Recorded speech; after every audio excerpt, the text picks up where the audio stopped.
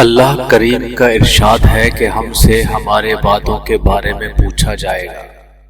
وعدہ زمانہ حال میں مستقبل کے بارے میں کیا جاتا ہے، اور جب مستقبل حال بنتا ہے تو وعدہ کرنے والا ماضی بن چکا ہوتا ہے اور بات آئی گئی ہو چکی ہوتی ہے۔ اپنے وعدوں کا پاس کرنے والے عظیم لوگ ہوتے ہیں۔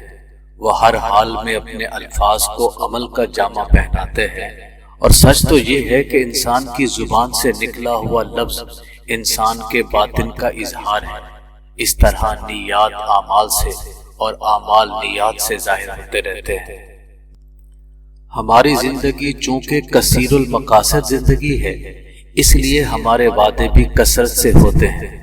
وعدوں کی کثرت وعدوں کی عظمت کو ختم کر دیتی ہے۔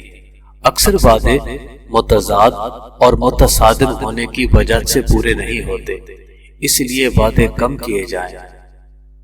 ہمارے وعدے ہمارے اپنے ساتھ ہوتے ہیں، لوگوں کے ساتھ ہوتے ہیں اور خدا کے ساتھ ہوتے ہیں۔ ہمارا عزم ہمارے اپنے ساتھ ہمارا وعدہ ہے۔ ہر آدمی ان وعدوں کو پورا کرنے کی سعی کرتا ہے، مگر ہر انسان کامیاب نہیں ہو سکتا، اور ہم ٹریجڈی کا شکار ہو جاتے ہیں۔ انسان کو اپنے عہد پورے کرنے کا حکم ہے۔ یہی بڑی نصیب کی بات ہے کہ ہم اپنے موقف پر قائم رہیں، اپنے الفاظ کی عزت کریں، اپنے عہد پورے کریں۔ اگر ہم حق طلب ہیں تو ضرور رستہ ملے گا، کیونکہ حقیقت کے متلاشی کبھی مایوس نہیں ہوتے۔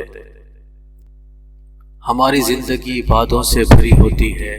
ہم ہر قدم پر ایک وعدے سے دوچار ہوتے ہیں۔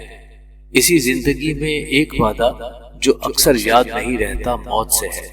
ہمیں زندگی سے کیے ہوئے وعدے پورے کرنے ہیں، اور موت سے کیے ہوئے وعدے بھی پورے کرنے ہیں۔ ہمارا وعدہ خدا کے ساتھ بھی ہے۔ کلمہ طیب ایک عہد ہے کہ ہم اللہ کے علاوہ کسی کو معبود نہیں مانیں گے، اور اللہ کے محبوب کو ہر حال میں آخری نبی مانیں گے، اور آپ صلی اللہ علیہ وآلہ وسلم کی ہر بات کو صدق کے دل سے قبول کریں گے۔ جو اللہ کے ساتھ اپنے وعدے پر قائم ہے، سلام ہو ان پر۔ اللہ تعالیٰ نے بھی انسان سے وعدے کیے ہوئے ہیں، وہ وعدے پورے ہو کر رہتے ہیں۔ ہم فوری اعمال کا نتیجہ چاہتے ہیں، لیکن اللہ قریب ہمیں مہلت عطا فرماتا ہے۔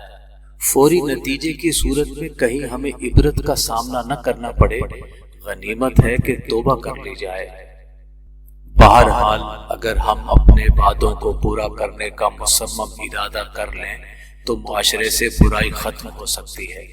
ایک سرکاری ملازم جس کا وعدہ تنخواہ کے عوض کام کرنے کا ہے، اپنی محنت کا معاوضہ رشوت کی شکل میں طلب نہیں کرے گا تو وعدہ پورا ہوا۔